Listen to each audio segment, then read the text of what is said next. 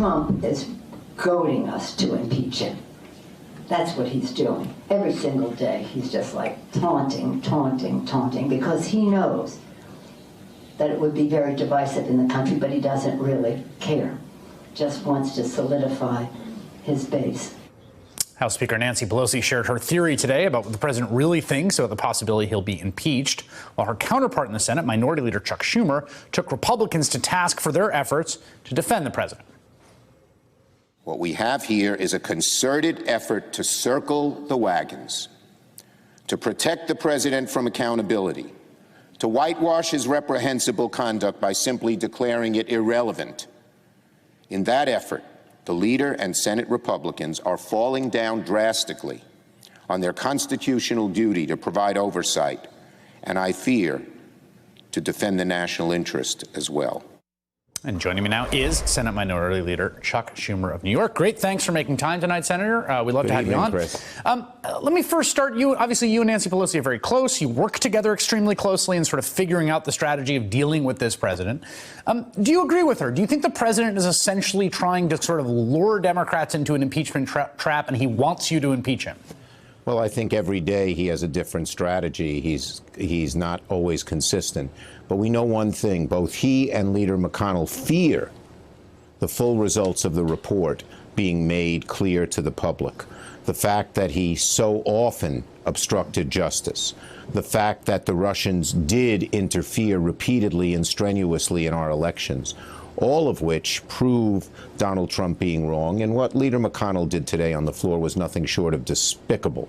To say that it's over, case closed, when we haven't even begun to investigate the report, when Mueller hasn't testified, and it's Mueller who knows what the report says, not Barr's spin on that report, to not see the underlying documentation and how deeply Russia affected things and what they might do in 2020. For McConnell to do this, for Trump to do this, is despicable. And let me just say this about Leader McConnell. When a foreign country interferes in our elections, it will help President Trump, and Trump probably is pushing him to be quiet, but it's much deeper than that.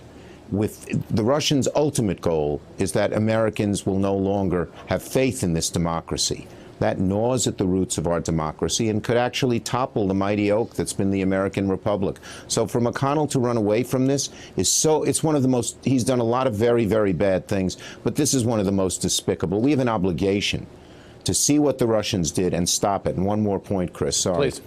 Please. We have bipartisan bills ready to go forward by Amy Klobuchar, by Mark Warren, by Kamala Harris, that would stop the Russians from interfering in large part in our elections. He won't even let there be a debate on them. That's a disgrace.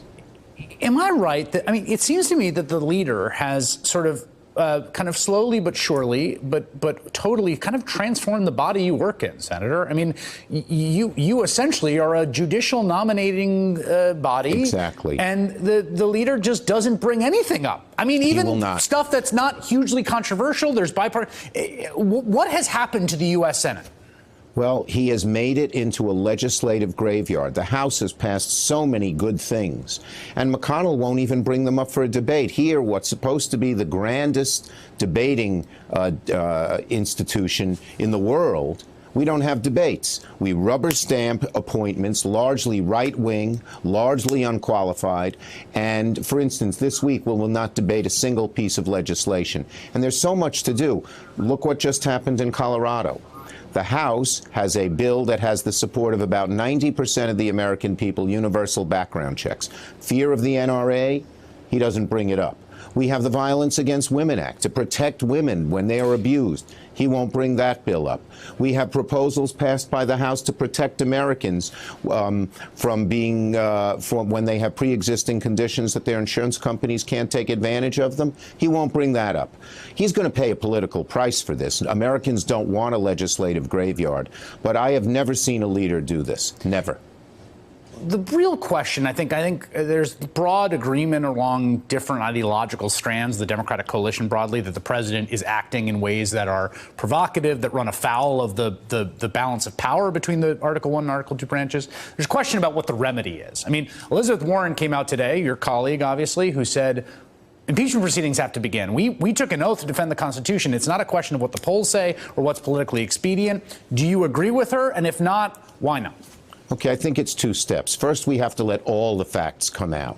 That means Mueller testifying. That's crucial for people to get the whole picture. We have to see the underlying documentation, not just the report that Mueller issued without, we want to check, because I don't believe Barr redacted properly and appropriately, but we need to see the underlying documentation. And then everyone will look at everything over the next several months and make a decision. And that is the best way to go, because we need to convince the vast majority of the American people that there is impeachment if it is warranted by the facts. And I think the path that Leader Pelosi has chosen, going really strongly and getting all the facts out, no matter what Trump says, and then making a decision on impeachment, is the way to go. You have known Donald Trump a long time. You've probably known him as long as anyone, you and Jerry Nadler, actually, which is a sort of amazing plot twist here at this point in all of your lives.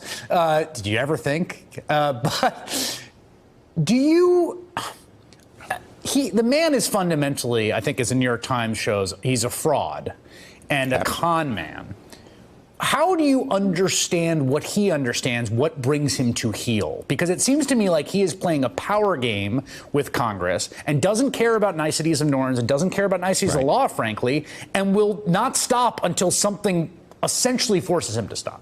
One word: strength. Donald Trump, in addition to the words you used, and I'd throw in clown, but he's a bully. And if he senses weakness, he just keeps going after you relentlessly. He has no compassion. He has no humanity about these things. But if we show strength... But are you? That's the question. Are Democrats acting sufficiently to send that signal to him so that he understands that? Well, if we relentlessly pursue getting all the facts of the Mueller report, of his tax returns, of all the terrible things he has done, yes, it's a slow process, but it's an inexorable process. And he will feel more and more and more fenced in. And that's where you have him. This is not a question about impeachment. It's a narrower question, but I would love to get your answer. Has the president violated his oath of office? I believe that he has so undermined the Constitution and the rule of law that he has violated what any president should be, absolutely. I think last week you and Nancy Pelosi took a trip over to the White House to talk about infrastructure. Yeah. And I want to stipulate first, I understand that politics is about compartmentalization, and through your long political career, you've done deals with all kinds of crazy figures that you didn't like, and that's part of the territory. I get that. But do you understand why people look at that image of walking out and being like, we had a productive meeting on infrastructure, and think that you are on Mars?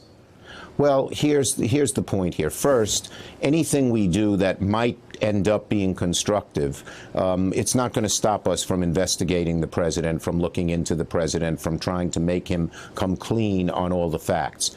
But second, here is my credo. Stick to your values. At the White House, I told the president, this can't be a tiny little infrastructure bill. It has to be huge. It has to be clean energy. We're not going to do the typical bills that we've had in the past. It has to deal with wind and solar and power grids and electric vehicles and charging facilities and battery storage. Third, has to protect labor. We're not going to do a bill that undermines labor because we need middle-class wages. And fourth, we have to protect minorities and women and veterans so they get a fair share of the bill. We said, you don't do those things, you're not going to do a bill. And so we'll see where he comes out. But to just say, no, you won't talk to him, I don't think that's the right thing to do. But to not be a cheap date, to make sure you stick to your principles. And the only bill we would support will be a strong, robust bill with the principles I've outlined and some others. Nothing wrong with talking to him. Will he get to that point? Very unlikely. And then the American people will see on infrastructure, like on so much else, he's a fraud. Well, but here's sort of the fundamental existential crossroads we're at, which is the president just a bad president in the normal bounds of there have been bad presidents, or is he somehow abnormal in a way that's dangerous fundamentally to some basic tenets of the republic? And if it's the latter, the question is, what do actions that take that seriously look like, and are you doing them? The best way to do that is make sure we have the report. We help push to get Mueller appointed and to protect him. Now to get all the facts out and see where that leads. You have, when you have a president who is the way he is, you have to be strong, you have to be focused, but you just got to push forward step by step by step and have the walls close around him. And I think that Leader Pelosi, particularly in the House, is doing that. We have limited power in the Senate. Hopefully we'll be in the majority in 2021 and we can do the same thing. But I think they're handling it well. I'm going to tee up a compliment for the president here for you and see if you agree or disagree. So we have the New York Times has 10 years of the president's taxes. This is during the period he's writing Art of the Deal. He's the toast of the town. I'm a New Yorker like yourself, grew up every day going to the bus stop with Donald Trump on the cover of the tabloids. It was all a fraud. We know that. Right. The man managed to con himself into being the president of the United States. He's got to be the most successful con man in the history of the world, doesn't he? Well, the greatest worry I have is that this man is so despicable in how he governs, so little respect for the rule of law, so little respect for honor and decency and humanity and the norms and values that have made America great. How can so many people follow him? That is the one issue that eats at me. The others, I think if we do our job, things will fall into line appropriately. Trump will not win the presidency, or he won't last that long to even get there if we do our job right. All right, Senator Chuck Schumer, fellow New Yorker, fellow Brooklynite, lives pretty close to me. You are welcome to come on the program anytime for as long as you want. Thank you for making time tonight. I enjoyed it. Thank you. All right. Thank you very much. Hey there, I'm Chris Hayes from MSNBC. Thanks for watching MSNBC on YouTube. If you want to keep up to date with the videos we're putting out, you can click subscribe just below me or click over on this list to see lots of other great videos.